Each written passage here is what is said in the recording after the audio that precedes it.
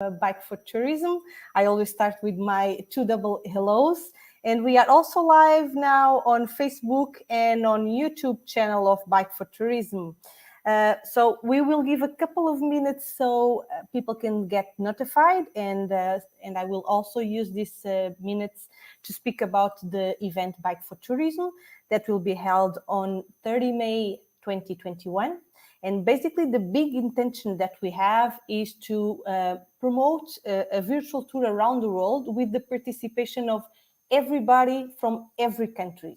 In reality, because we all want to travel again, but we cannot travel at the moment, the idea is that through this event, we can share the nice places that we have near home using our bikes. And by sharing the pictures from all parts of the world, we will have an amazing virtual tour around the world. But because this project is also, it started from the tourism industry that is suffering a lot with the COVID, but it's an opportunity to think better on sustainable and responsible tourism. We created this event with a big percentage of concern about how can we promote the responsible and sustainable tourism. And for that reason, we have today an amazing guest that is our marketing director from the Tree Nation NGO. He will join us in a couple of minutes, and we will have amazing conversation with him because he's very specialized on this topic, and he has amazing and great information to give us to understand how can we contribute to avoid the CO2 emissions and also the climate changes. That is a really concern that people is not taking serious at the moment, not enough, I believe, and he will share with us this information. So basically, by participating on Bike4tourism, we will contribute to an environmental cause. One of them that will be available, it's Tree Nation. Eventually can be the lucky one that we select at the end to be the one that all tickets will contribute for that. But if it's not that one, if you go for a gold ticket, you have the opportunity to give a donation of 20 euros by participating on a Bike4tourism event. If not, of course, Philip will also give us a tip how you can participate actively by your donation on the website. So he will explain all of this. For the ones that are listening us at the moment, that join us, thank you for joining us. If you have the chance, just share through your friends on Messenger and also in some groups this amazing live that we are going to have today. It's about sustainability, about Tree Nations NGO, and I will invite now, even that is a bit fast, Philippe, the marketing director from Tree Nation, to join us in our conversation. And I will just ask people that is seeing us on Instagram to join us on the group on Facebook. Hello, Christoph, for joining our Instagram. But we are doing the live with a guest on our Facebook group or on our YouTube channel. So feel free to join us there, because over there you can have a full screen and a good perspective about the work of Tree Nation. Thank you, Philippe, for joining us. And I will stop here our live. Yes, so this part is done. Hello, Philippe. Welcome. Hi. How are you? Thank you so much for joining us today. No problem. Well, as I already presented, Philippe, it's the marketing director from Tree Nation, an NGO based in, if I'm not mistaken, in Belgium, Netherlands. So we are Barcelona. incorporated. We're registered in Belgium, in Brussels. Okay. Yes. But our main headquarters, our main office is in Barcelona. In Barcelona. Yeah. Okay. So, and from that, I will give you full time so you can explain exactly the work of Tree Nation and the big impact and the concerns that we should have nowadays to avoid climate change, and at least to reduce the impact that we are having nowadays in our life. Mm-hmm. Of course. Go ahead. Mm-hmm. Yeah. Okay. So would you like me to give you the full overview that I planned out now, right? Yes. Yes. Okay. Yes. Brilliant. Right. So let me start off with why Tree Nation exists. Why is there a platform like ours that focuses on planting trees and helping the day-to-day people and businesses to offset their CO2 emissions? And the reason behind it is climate change. And back in 2006, where the CEO, Maxime Renaudin, started it, it was a topic that many people did not understand. It was a topic that many companies or people only had like a shallow understanding of. So planting trees seemed like a really ridiculous idea back in the day. But nowadays, within the last couple of years, as education around the topic and a lot of the consequences of climate change have really reached the mass media, there has been a lot more attention on our sector, and a lot more people are starting to care and see the actual consequences behind climate change. So I think it's really important for people to understand that climate change will impact them a lot more than they think. Right? This is, I think, the number one false belief that we have around the world, as citizens of the world, is that climate change is not as big of a problem as people are making it out to be. You just have more dangerous weather, a little bit of flooding. That's completely not true. The problem of climate change is very deep. It's a long-term process. The consequences are a long-term process. It will take some time until they're realized. But the really difficult thing is that the longer it takes to see the problem, the harder it is for people to react and do something about it. And when the time comes when the consequences of climate change are so serious that nobody in the world denies them, it's going to be far harder to change them than they are today. And this is really why Tree Nation started back in 2006, because Max was part of this niche of people that knew that we need to act now, right? And time is really running out. So let me just quickly give you an overview, and maybe some people might find this kind of scary or just a really difficult topic to talk about, but it can't be ignored. And I really don't want to be skipping over, what are the things that motivate me to work on this company, which is, by the way, fully not for profit, and and to spend my time day to day just to try and mitigate climate change. So slight temperature increases around the world can have a gigantic impact. The way that the world's headed right now with fossil fuel emissions, with the energy that we use on a day-to-day basis, all of it contributes to climate change due to the greenhouse effect, right? And even a slight increase in the average temperatures around the world can have a massive impact. Like a 1 degree Celsius average temperature around the world can cause some kilometers of ice to melt, can cause a slight couple of centimeter increase in sea level in places around the world. And the things that people don't realize is the huge population that lives in areas close to the sea, where the sea level is only a couple of centimeters.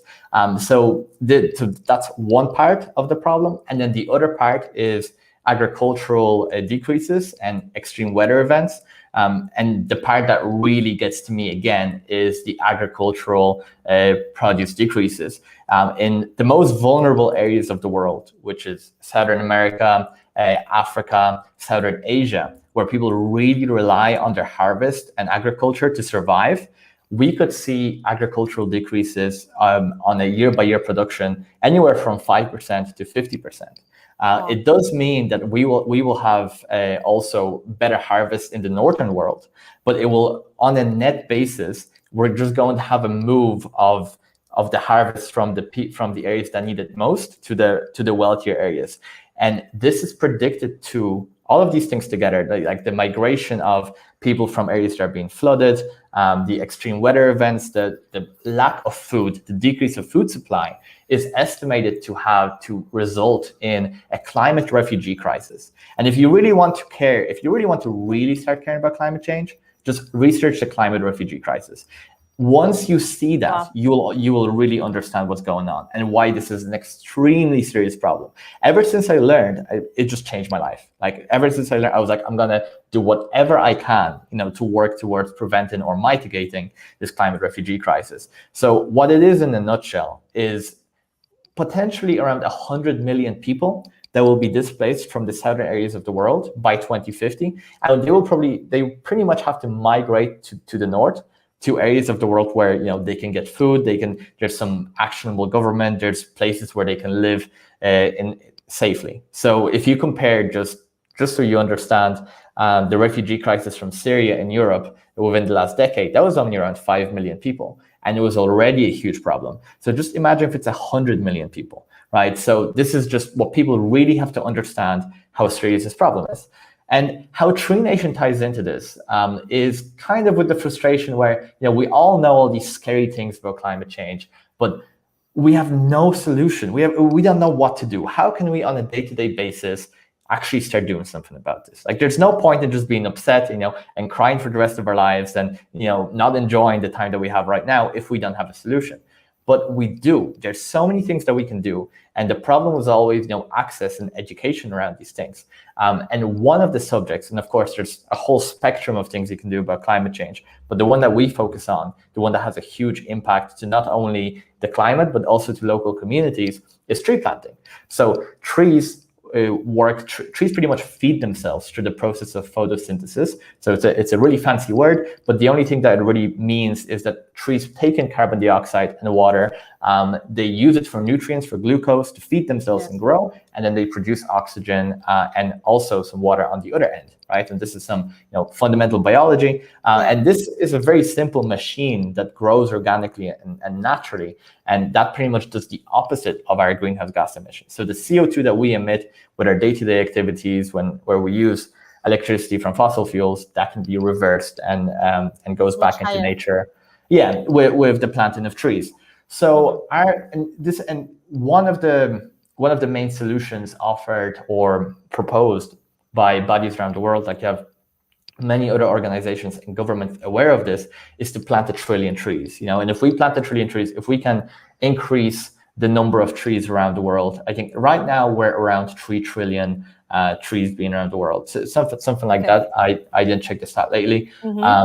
And so the idea is to really increase add another third of that onto the world, and that's estimated that could really slow down climate change by around 30%. So it could be a really impactful thing that we can do. But what people don't realize, right, is how deep and how difficult the problem of reforestation is. There's people around the world now that really feel that just planting trees is going to be just because some people are going to plant trees is gonna solve the problem. But that's not the case. And this is one thing I really want people to understand, is that we need to really, really significantly speed up the rate of trees that we're planting and find ways to decrease the rate of trees that we're cutting down. Yeah, because our problem is not only that we're not planting enough trees. We're trying to plant more and more trees. With Tree Nation, this year we're probably going to plant between 4 to 5 million trees. And there's obviously other organizations and governments, like the Pakistani government did some great work planting billions of trees. So there's huge momentum and people that want to make an impact. But at the same time, what people are not focusing on, and this is something once again that we cover at Tree Nation, we have an education series, is the rates of deforestation. So this is just one thing that's always ignored. Okay, we're now planting this huge amount of trees, but in the background there's people doing the opposite of what we're doing. And usually in for-profit organizations and companies, and they're cutting down trees to create land for either for cattle, for palm oil production. It's usually deforestation occurs in order to supply the economy with some consumer product, right? So there's loads of really unsustainable products that you would never expect. Right? So palm oil it's pretty much an oil that helps to keep goods fresh and allows you to kind of to package a good, keep it stored for a long time, and then use it really quickly. And a really good example would be pot noodles, right? So I'm a person that really likes pot noodles, right? And that actually ties into deforestation, because palm oil is used for their production, and there's companies around the world that deforest the world in order to produce palm oil. So part of what we do at Tree Nation is to go in those areas where there's huge rates of deforestation and select projects specifically in those areas to help reverse the process, so that we're working as hard as we can in order to fight back. But what I really want to point out to is that we need to do this at scale. We need to increase our tree planting at Tree Nation by a lot.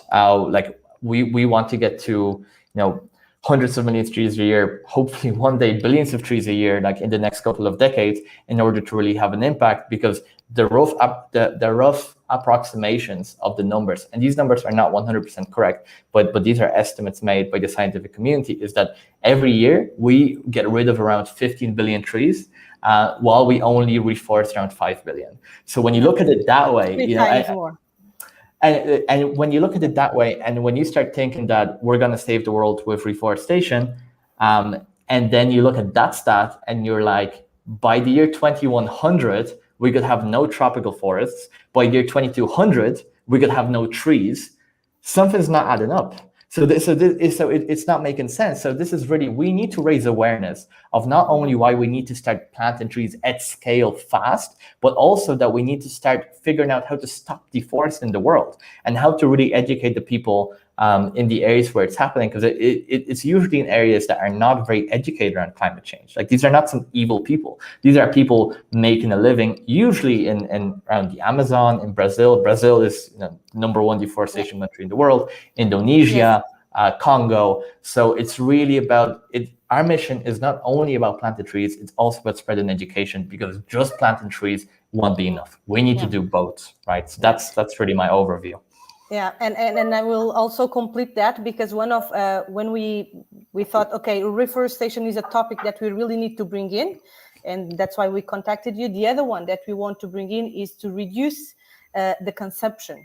And what I feel I share with you is that the marketing campaigns about consumption are so high that people don't understand the impact. Well, we have an idea, but we don't have the figures out. I think that more and more the NGOs need to have also strong marketing campaigns that can enter in home, everybody's home, to understand how much is important to reduce consumption, and to be very aware of our footprint every time we are buying something, every time we are traveling. And traveling industry is something that it's a very sensitive situation also, definitely. And the production of food in many places, as you all already mentioned, it's another one. So for one side, we need definitely to reduce deforestation, reduce the consumption, and then for the other side, to bring it more and more trees to be planted. Okay. Go on. I will leave you now. I don't know if you want to share now the screen, or if you want to keep going on this topic. Go ahead. So I'll quickly reply to what you said. I think it's a really good point. And then I'm going to show you like a bit of the details of the Tree Nation platform and how it works, and how we're going about solving this problem.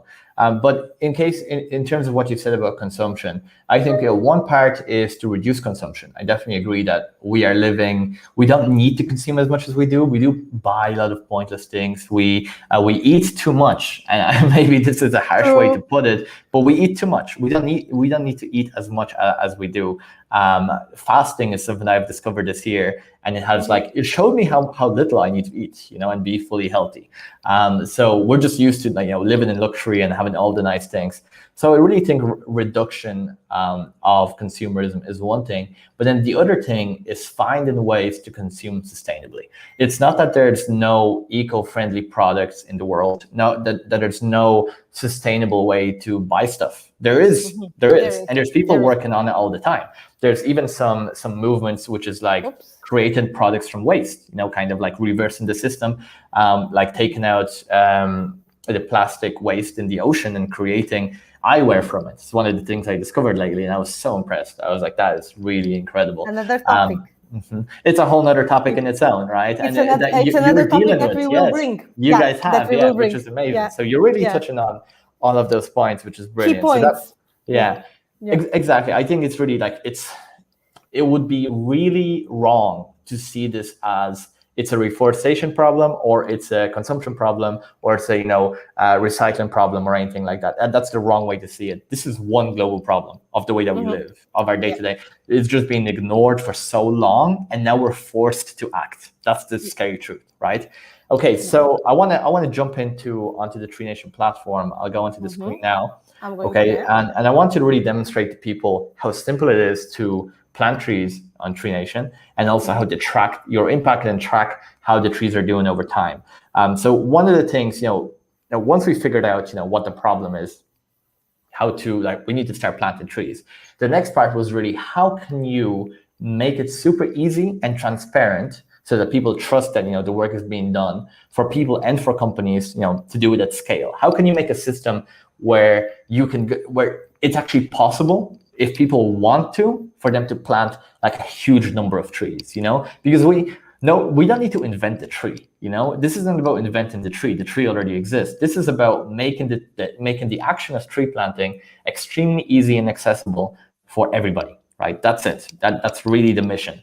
And what we have done, right? So we've partnered with, we have over 100 planting projects which are under construction on our website. So these are our partners. These are organizations or communities that either we set up or we partner with, that grow the trees for us, right? And we select them depending on need. As I've said before, tropical regions, rainforests, they're all areas which really need reforestation. So we do. So I know that you wanted to discuss how we select them, and that's one part. But then the other part is we also want to combine tree planting with communal benefits. As you can see here, each project that we take on and we open for funding, we allow people around the world to plant trees there from their laptop. They also have additional benefits, right?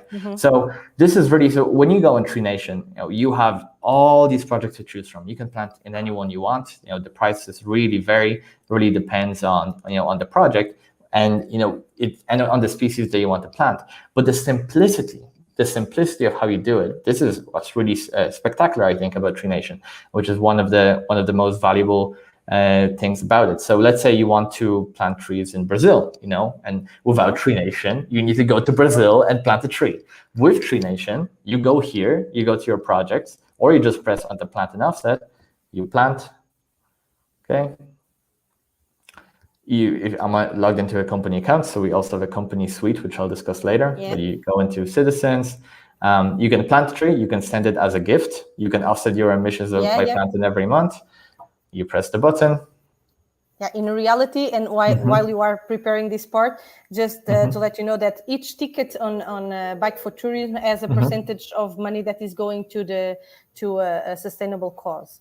And what I find very interesting with you is that automatically we can send the voucher saying, okay, you have this plant, now go there and plant it. So this is people will receive automatically the voucher and to decide where they want to plant, and this is very nice. You have huge freedom in how you plant. So this is the great thing. So there's a lot of other options out there that you just press a button and they plant a random tree for you.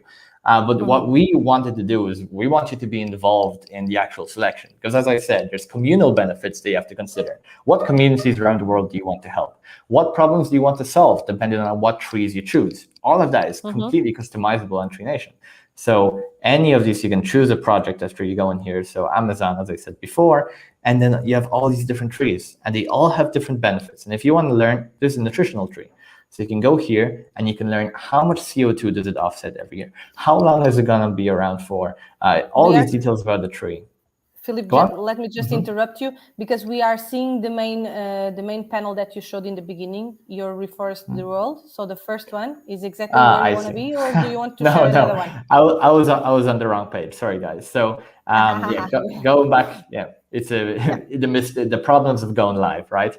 But yeah, here you go. So this is what I meant. This is the plant trees button. So if you want to plant a tree, it's really as simple as going here. Yep.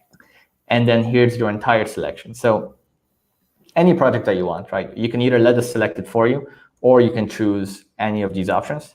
There's really a lot of them. And as I was saying before, you can choose any tree species you want here. So there's huge selection and huge customization. And you really need to consider, how do you want to impact? Because it's not only that you're planting a tree, you're also planting a tree that can help feed the community, that can help fight desertification in the community, that will have scientific studies in that area. So your actual impact on that area of the world is also something to consider, not only fighting climate change and planting trees, which is why we really wanted it to be a solution like that, right? So here you just select how many trees you want to plant. You can also send a gift, this is one of the really cool features. If you want to gift it to a planter or you want to gift it to a friend, you have a nice selection of pictures and videos. You just choose a message and then you plant your tree. So this is really how simple it is. You can plant a tree in 2 minutes. Like it will take you no time, right? And now I want to show you. So let's say you plant your tree. So how are you going to track this? And this is, our company forest, the trees that we've planted, and this is this is where we track everything, right? So this is every single time we have we've done a planting event. It could be from one tree, could be to a couple of tens of thousands of trees that we've done from our company budget. We can track all of them here, right? So we can press into it. We can see all this information, like where was it exactly planted over here, what species was it, what project was it, and we can even get a certificate, right? So that just opened in a new window. And yeah, so this is just to prove where it is. And another thing that you can do is follow what's going on at the projects, right? So we also have planters. So another thing you should really understand about Tree Nation, that it's not only the people that want to plant trees that are here, it's also the actual planters, right? So these are different projects that we have planted with in this account, and they have to post week-on-week updates of what's going on in the field, right? So it's amazing. You can have a back and forth conversation with the people planting your trees. They will send you pictures of what's going on. They write blogs. They talk about what's happening at the project. It's really brilliant to really stay up to date with it. And you can write a comment, and try to engage with them. And this is, I'm pretty sure this is one of the planters. And then this, one of the people that funded the tree, this is one of the planters. And then there you go, he's thanking them for the work. So I really think that this community aspect of Tree Nation is something, to really consider. And, the final thing I want to show you here is your impact. So you can track the impact of the account, right? So every time you open an account, you have your own digital forest, which is like our name of calling, that one place where you store all the information. And here's, for example, the impact of our Tree Nation forest that we've created. So we see exactly where we planted the trees. We see how much area it covers. We see how many tons of CO2. And we have all of this, over time, which is really cool to stay up to date with. And it really helps, the companies that with us, could plant 1 million trees. So that's really my overview of what you can expect from Tree Nation as a citizen. There's obviously plenty of other things that you can do on the website, like education, playing the seeds game. But obviously we only have so much time, and I know that you still have questions. So just maybe the final thing I want to show you, yes. I think it's relevant. Everybody here works for a company. I can assume that, or the vast majority of people, or you have your own company. And one of the big focuses of Tree Nation is to help to turn our economy, which is composed of these companies, to be eco-friendly, to be sustainable. So how can we make, the big players that are, producing so-and-so CO2 emissions and polluting in these different ways, how can we, rather than complain about them and give out to them, how can we help them be more sustainable? This is really our attitude in Tree Nation. There's no point in just pointing fingers.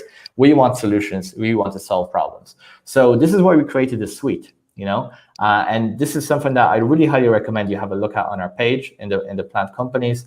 And you can see all the different ways you can offset as a company. You can offset your website, your team, your day-to-day activities in the office, and your products. So whenever you sell, you can automatically plant a tree and send it to your clients. So, and we're going to keep on improving this. We're really going to help not only your day-to-day person, but also your company to to have an impact and to become CO2 neutral. So that's really the end of my presentation. Yeah. In reality, we have already the Bike4tourism Forest that that Amelie created when we had the first conversation, and exactly like everybody that is going to participate and donate to Tree Nation under Bike4tourism event, it's going to plant this forest of Bike4tourism, and then we can see the results after a couple of years. The result that we are creating, and this is fantastic. And another thing I didn't interrupt you, but something that I started to consider in my personal life is to start to give some trees on birthday. So to my friend's birthday. Yeah. So because you have this voucher, so I can go, I can buy the tree, and I can send everybody like, this is my gift to you on my on your birthday, because I believe that we need to take care of this. And then I find that it's so easy to navigate on your platform and to plant the tree and decide for the project, that I think it's a great gift, birthday gift. Yeah, for sure. Yeah. Well, so this I'm already opening. One of the topics is how people can contribute actively to Tree Nation. This is one of the ways, but this part of the companies, I think we should explore a little bit more, at least. Well, maybe not now, but people should go and check, because every company can you explain better how a company can get in touch with you and start to promote actively the reforestation? Yes, definitely. So this is really becoming, a big focus for us at Tree Nation. We're getting, I think, 10 new companies contacting us every day nowadays. So we are really growing. There's so much attention, there's so much will from people to really get onto this. So the way, if you want to join as a company, it's the simplest process ever. Go to the page, like you see in the bottom right, you have a chat. Click on the chat, and in most cases, you will have somebody from our team already ready to talk to you, ready to hop on a call and explain everything. Or you can leave us a message, and we will get onto it immediately on the same day and reply to you and get this thing going.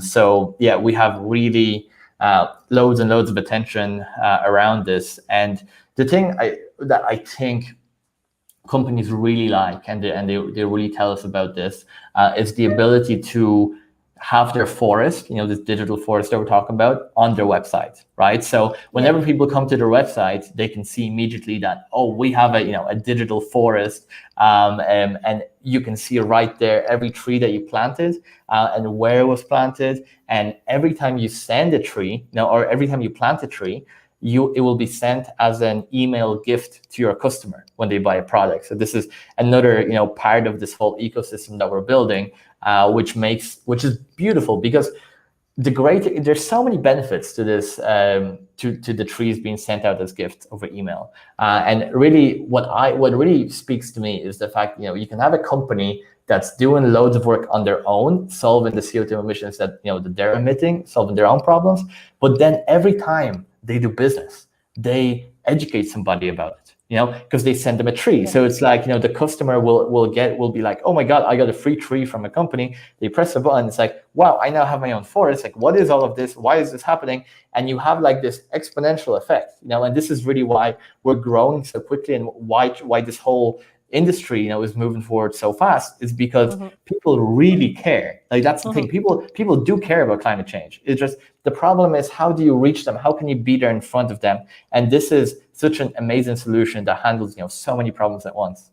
And how do you do, in fact? Because people think, if I think in myself, I think, okay, I can reduce on my daily life, but I don't know also how can I contribute actively to change the situation. And by this, I think it's almost, I have to confess, it's almost an addiction, because once you see 1, 2, 3 trees planted, then you want to, okay, why not to contribute every month, or why not to contribute?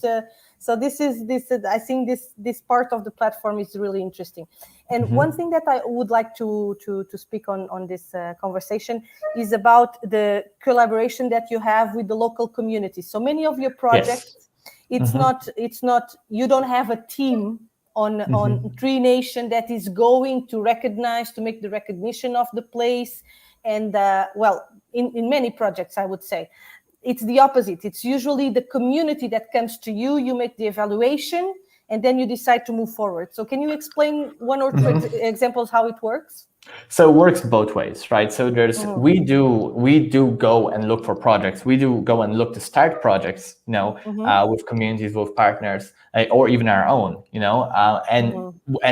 but for the most part, we have so many people coming to us that we're at this point where we kind of have to hand choose. We can't even handle all of the new projects coming in right now, because we just need to find a faster way to onboard them and verify them, right? Because it's not as simple as a project coming to us and we're like, okay, you're open for funding, people can plant in your project, because there's so many things, and it's something that cannot be ignored or just brushed under the carpet in the sector. Planting trees is not easy. Planting trees is not an easy activity. Planting trees is a lot of work. Like, if I don't know if you've ever done it yourself, I was planting in Ireland before. I was in Tree Nation. Planting trees is hard work, I did in Egypt. Yeah, planting trees, and in Portugal, of course. Actually digging holes and putting trees in the ground is not easy. It's a load of work. And that, that's one part. Then the second part is, how are you going to maintain it for decades? We need to maintain it for decades. It's pointless if we plant a tree now and then in 2 years, it dies. It's really, really pointless. So this is why, we have a really thorough verification process, So I know you said about communities. So, there's really a number of things involved in this process. First of all, let's say we either want to go to a new country, or we want to, go to an area like a tropical area, for example, and we go and find somebody there that we like. Or in most cases now, we already have those options, in our email inbox or wherever we're speaking to them. They're already setting up on Tree Nation.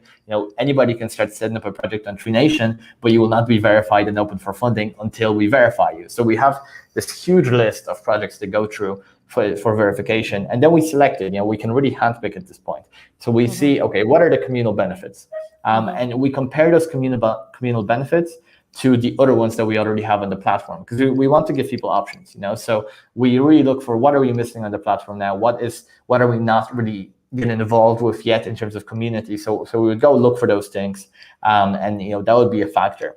But then, even if we like the community and if we like those benefits that that the project offers, and one of the big ones is that it can actually be a source of income, for the people planting there. So we plant in many cases in the third world, So we actually also help them to have a job and a career around their project. So they're fully professional in the setting up the project and maintaining it. So all of these things we already have to take into account, but none of that will pass, even if we have the best communities, if we don't think that the team, that the structure, that the biology, that all of those things are aligned, because all of those things will really need to be aligned. We need to really have assurance as much as is humanly possible to know that project is going to be professionally maintained for the next 25, 50 years. We want these projects to exist for a very long time, and which is why we always go into these long-term partnerships with our partners. So that's really our process. And again, it does take a long time. It usually takes months and months for a project to be accepted and fully verified on our platform. So this is something that we're working on and improving and working on making it smoother. We are also working on an app that will help to verify the trees in as much detail as humanly possible. We're going to have this is one of the projects I'm actually involved in right now in the company. We're getting there with it. Our planters will have to take a photo of every single tree that they plant, and all the data like their GPS, their angle, the time, all of that's going to be crunched together so that we have like this ticket, which is 100% what this tree was, when it was planted, where it is, and so to make the process 100% fully verifiable, right? So this is really, this is where we're striving, and this is how we select it and how we ensure that we have quality and not only quantity. Yeah. And the certificate is also something very nice, because most of the trees has the certificate when they are planted, right? All of them. You receive the certificate. And I don't want to leave you to leave this live without having, once I have the chance to have you here. And I was very impressed with when you mentioned the climate refugee crisis. So how can people get to know better this situation? Where do you have it also on your website, something related with this, or what do you recommend so we can be more aware of the climate refugee crisis that we are living? So the way we work within education on Tree Nation is we do these full scientific papers on different aspects. We cover various parts of the crisis. We have not covered the climate refugee crisis in full yet, although we will probably this year. It's a lot of work and it's a very scary topic. It it's actually is definitely the scariest topic of climate change. There's no doubts about that, right? But there's a lot of data from large not-for-profit organizations, governmental agencies that predict this, right? And they have the information is all online. So if you just write climate refugee crisis, you will find more than enough information to really understand the problem and how it's going to work. The way I see it, it's like a big migration. It's a migration of people from areas usually from the south that have been affected by mainly flooding. Just even a couple of centimeters can make such a big difference. Like you can't live your life if all the time you have 5 centimeters of water like in your house. You can't live your life. You have to leave. Yeah, you can't plant. You can't really move around. There's so many problems. It's insane. It's not livable. Obviously, the lower food production is a whole nother area of this dangerous climate. So the way I see this, I think people really need to understand that, for one, and for two, we really need to take responsibility, because the vast majority of climate change, the vast majority of what's causing this refugee crisis is not the people that will be refugees. It's people in the first world, like us, using internet, living our luxurious lifestyle. What caused climate change was not the countries that are going to suffer the most from it. The ones that cause climate change will suffer a lot less. I'm not saying that the Northern world won't suffer; it will. But the scary reality is that we have actually caused this onto the people of the South, and I'm really interested in how we will deal with it as governments, as companies, as not-for-profits, as people within the next 10, 20, 30, 40 years. Because I'm sorry, but it's not like it's going to end in 2050. Like, this is the beginning. We either solve climate change, or it's going to get worse every year. Yeah, very, very. Yeah. By 2050, I think the situation will be already very bad if we don't reverse very soon. So this is a cycling event. The bicycle, it's here a symbol of movement and also CO2 offset by way of transportation, but also promoting healthy lifestyles, because you were mentioned in the beginning, we eat too much and then we have health problems. So we can reduce a lot of things and have a healthier life, and bicycle it's one of them. Do you usually touch the topic of tourism and the impact of tourism on climate changes? Yes, tourism is a big deal. It's a really big deal. And the entire tourism is practically linked with transportation in a huge way, right? When you talk about tourism, so I mean, for you, bikes are practically eco-friendly. They're nearly, I would say nearly 100%. I would not say 100% because you don't know how the bike was made. So that's another thing that you could really forget about. Like, you don't know how the bike was produced, how much was involved in that. We should never ignore things because it's convenient. But bike is definitely the most eco-friendly way to travel around, maybe except for walking, and that's actually debatable. But I'm not going to go so deep into the details, right? But tourism, because it gets very deep. It's a never-ending subject. But in terms of tourism, it's very closely linked to transportation, right? So planes, airplanes, cars, those two in particular are way worse than trains, than ships. Ships, I wouldn't be an expert in. Ships are definitely a lot better than planes or cars. But cars and planes, those two industries, they do around 18 to 20% of the entire annual emissions on average. That's really, you're looking at about a fifth, of the problem being there. And, obviously tourism is just a part of it. Like, you have work trips, you have work, going to work, going back, all of those things. And I see that the solutions in it, like, tourism is a great thing. I think everybody agrees, tourism gives meaning to life. It gives money, it spreads money around, it creates jobs, it spreads money from richer countries to poorer countries. It's a very important part of humanity, and the human nature. And I think that the best way to go about solving tourism is really finding the best ways to get to where you want to go. So obviously bike is perfect, but you're not going to cycle from Germany to Spain unless you're extremely dedicated, right? So then the idea is, how can we make that journey eco-friendly, but not only eco-friendly, also as convenient as the alternative, right? So this is a really big deal, right? So it's easy to say, okay, let's all be eco-friendly tomorrow, right? And although everybody wants to, it's still the option of taking a train from, let's say, Barcelona to Berlin for 2 hours versus a plane for 2 hours versus a train for like 18 hours. That in itself has to be accounted for. People don't have that much time to spend. People don't want to go on 18-hour train trips when they can go on a 2-hour trip. So it's really about how can we make it convenient and easy to travel around in an eco-friendly way. And I think that electric cars becoming autonomous, that could be very helpful, for these long distance travels. I don't know how much you're familiar with, with electric cars, the progress that they're making, and within the next decade, we're probably going to have a lot of cars that drive themselves. So this could be part of the solution. And then you're looking at also the plane part of it, which is way harder to solve. Because you're still not going to drive across the ocean, and you need to travel. You need to travel. Go on.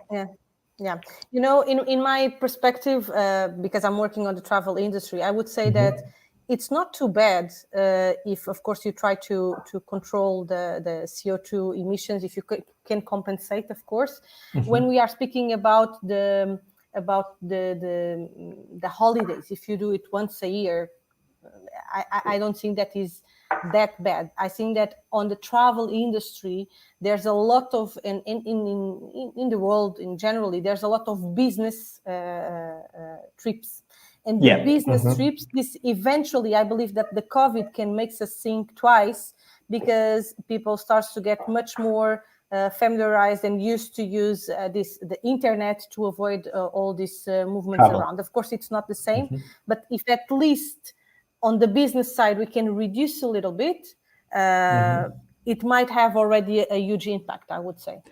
It definitely had an impact. It's always terrible, because it's even the consumption and the when we speak about the democracy in the tourism, that everybody is very cheap. Then if it's everything it's very cheap and the tickets are very cheap, then it's way easy to travel, but it's the fast consumption. So and you will not do only one trip per year, you will do more than one trip per year. And then so this is very still something that I hope we can dig in maybe in another maybe on the second year of the event, Bike4tourism, because this one is just to open this concept, this idea, and we want to have at least a couple of projects that people feels that they can actively contribute automatically by participating on Bike4tourism in an environmental cause. So this is the first step. We want to have it this year. Eventually next year, we can go even deeper on this topic. But yeah, Philip, it was a pleasure to be with you. Our conversation is going long. We could stay more. But I'm very happy to have you on board of Bike4tourism. And hopefully your cause will be one of the causes that we will support most. And we will keep in touch, because I have this this how can it say it in English, this small addiction of starting to buy trees to offer on birthdays. Brilliant. So I highly recommend it. Yeah. Okay, Philippe. Thank you so much. Say hello to Maxime and to Amélie. We will keep in touch. Thank you for your cooperation. For the ones that were listening us, this was a very helpful and informative live about reforestation and deforestation also, because we need to change something in the world. We are deforestation 3 times more than we are reforestation. So we need to do something about it. This was the live for today. We will have live next week with our partners from America. So keep tuned, follow us on our Instagram, Facebook, and YouTube. And thank you, Philippe, for your presence today, and see you soon. Thanks. No problem. Bye. See you guys. Thank you.